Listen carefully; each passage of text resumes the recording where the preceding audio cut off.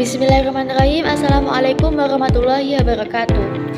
Perkenalkan, nama saya Atika Novedul Hoiro, NIM 2321040300012.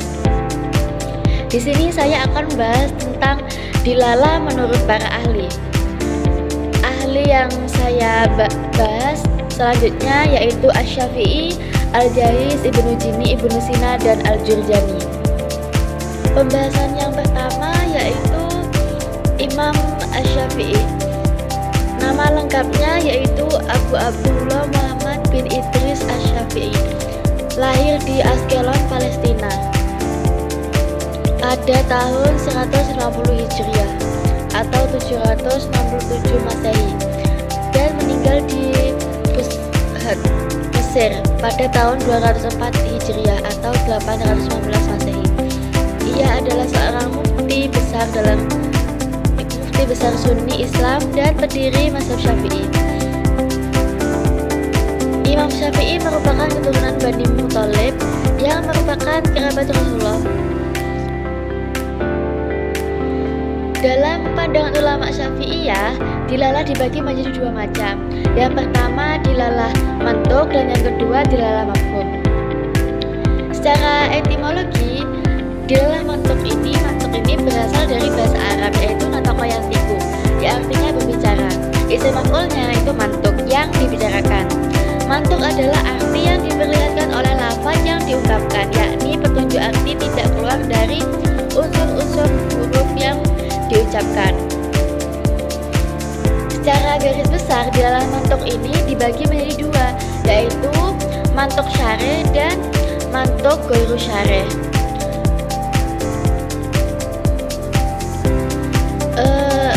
Dilalah mantuk syar'i ini adalah mantuk yang penunjukannya itu timbul dari wadaiyah, mutabiqiyah, dan wadaiyah tadomiyah.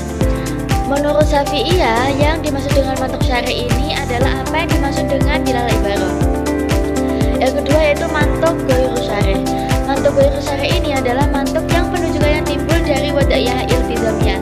Dilalah mantuk ghairu syar'i ini penunjukannya itu dimaksud oleh pembicara ada dua macam, yaitu dilalah itido dan dilalah ima. Yang kedua yaitu dilalah mafhum. Apa sih dilalah mafhum itu? Dilalah mafhum itu penunjukan lafaz yang tidak dijarkan atas berlakunya hukum yang disebutkan atau tidak berlakunya hukum yang disebutkan. Dalam definisi yang lebih sederhana yaitu apa yang dapat dipahami dari lafaz bukan menurut yang dibicarakan. Contohnya dalam surat Al-Isra ayat 23, wala taqulahuma uffi wala tanharuma wa qullahuma qaulan karima. Jangan kamu mengucapkan kepada kedua ibu bapakmu ucapan dan janganlah kamu membentak keduanya dan ucapkanlah kepada mereka perkataan yang mulia. Hukum tersurat dalam ayat tersebut adalah larangan mengucapkan kata-kata kasar atau dan menghakimi orang tua. Dari ayat yang disebutkan itu juga dapat dipahami adanya ketentuan hukum yang tidak disebutkan atau tersirat dalam ayat tersebut, yaitu haramnya memukul orang tua dan perbuatan orang lain yang menyakiti orang tua. Para ahli yang kedua yaitu Al-Jaiz. Nama asli Al-Jaiz adalah Abu Usman Amr bin Bahar bin Mahbub Al-Kitani Al-Laisi yang dikenal dengan Al-Jaiz Al-Bisri. Keluarganya berasal dari kabilah Arab Kinanah dari kalangan Madariyah. Al-Jaiz dilahirkan di Basra tahun 159 Hijriah dan meninggal tahun 265 Hijriah di masa Khalifah Al-Mu'tadi billah. Menurut Al-Jaiz, ilmu dalalah adalah kajian tentang makna yang sangat tersembunyi dan berbeda dengan lafaz, kata atau bunyi yang diucapkan. Makna itu luas dan tak terbatas, sedangkan tanda-tanda yang menunjukkan makna sangat terbatas. Sehingga makna yang disampaikan oleh pembicara atau penulis tidak selalu sama dengan yang diterima pendengar atau pembaca. Yang ia sebut sebagai gaib, ia mengidentifikasi beberapa jenis gangguan. Yang pertama itu lusgoh, yang kedua luknah, yang ketiga lahan, dan yang keempat yaitu gagap. Lusgoh yaitu perubahan pengucapan dari satu huruf ke huruf lain. seperti mengubah huruf sin menjadi sa. Contoh bismillah menjadi bismillah. Yang kedua, luknah. Luknah adalah fenomena di mana unsur bahasa asing mempengaruhi pengucapan bahasa Arab, yaitu menyebabkan kesalahan dalam makhraj. Dan yang ketiga yaitu lahan. Lahan yaitu kesalahan dalam tata bahasa dan pengucapan yang lebih luas, termasuk kesalahan pada i'rab. Yang keempat yaitu gagap. Gagap yaitu dianggap sebagai aib dalam berbicara. Gagap ditandai dengan ucapan yang tersendat-sendat. Tokoh yang selanjutnya yaitu Ibnu Jinni. Nama lengkapnya yaitu Utsman bin Jinni, lahir di Mosul, Irak Utara, dengan tahun kelahiran yang tidak pasti, diperkirakan sebelum tahun 330 Hijriah. Teori lafaz dan makna Ibnu Jinni. Makna tidak dapat dipisahkan dari lafaz, dan keduanya saling berhubungan dalam komunikasi.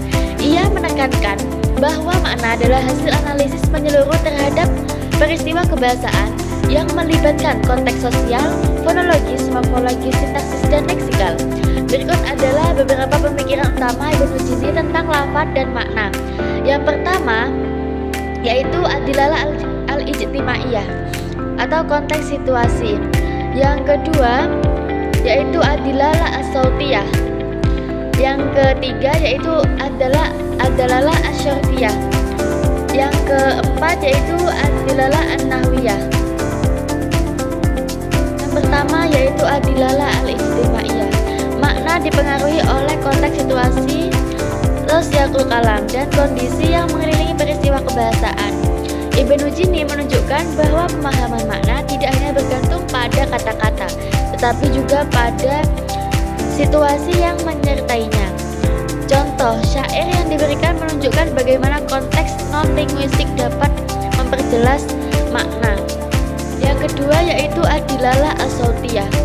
Fonologi mengkaji fungsi bunyi dalam bahasa dan bagaimana perbedaan bunyi dapat mengubah makna.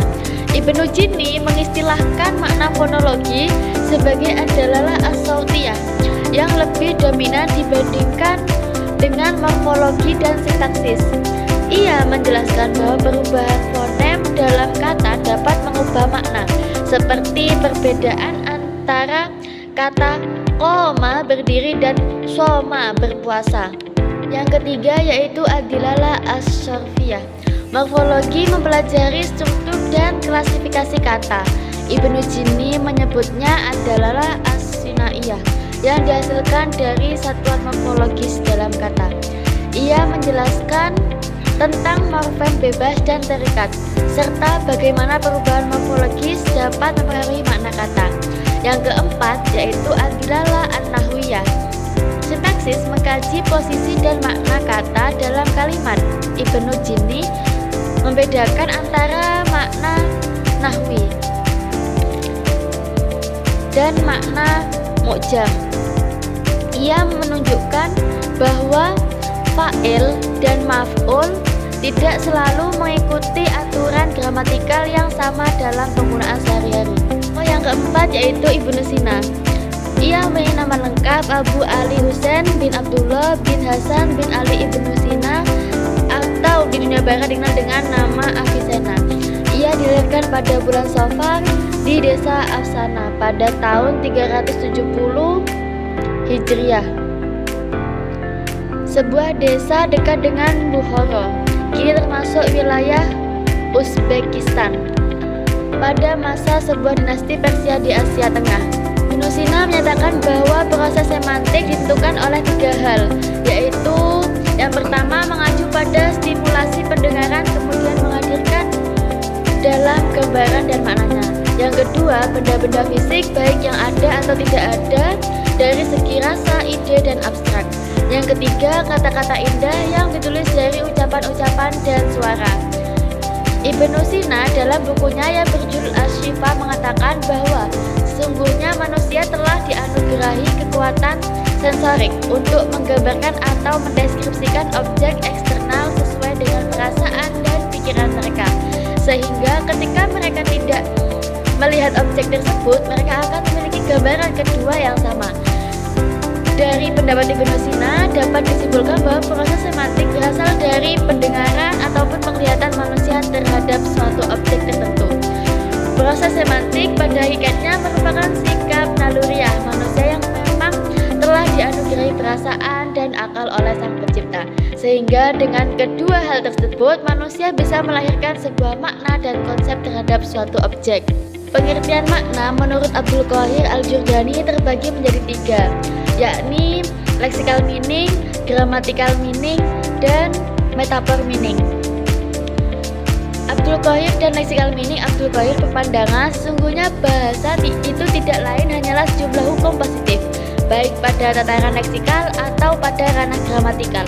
Menurutnya, kata tidak lain hanyalah tanda-tanda yang mengacu pada makna parsial dan individual. Ia belum mendapatkan maknanya yang sempurna. Yang kedua, grammatical meaning.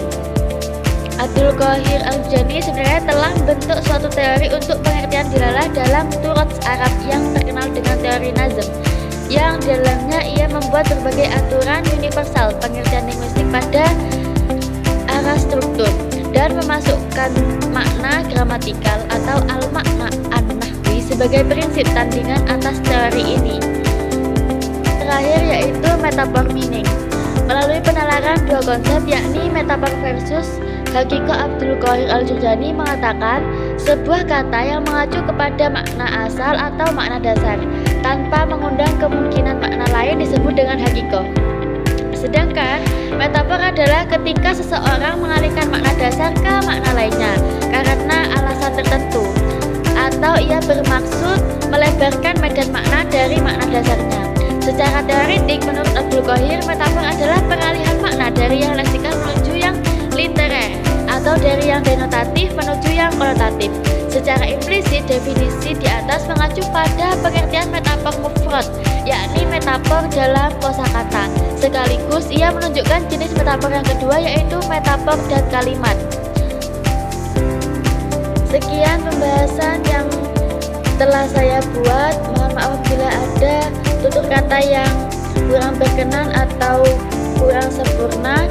Syukron. Assalamualaikum warahmatullahi wabarakatuh.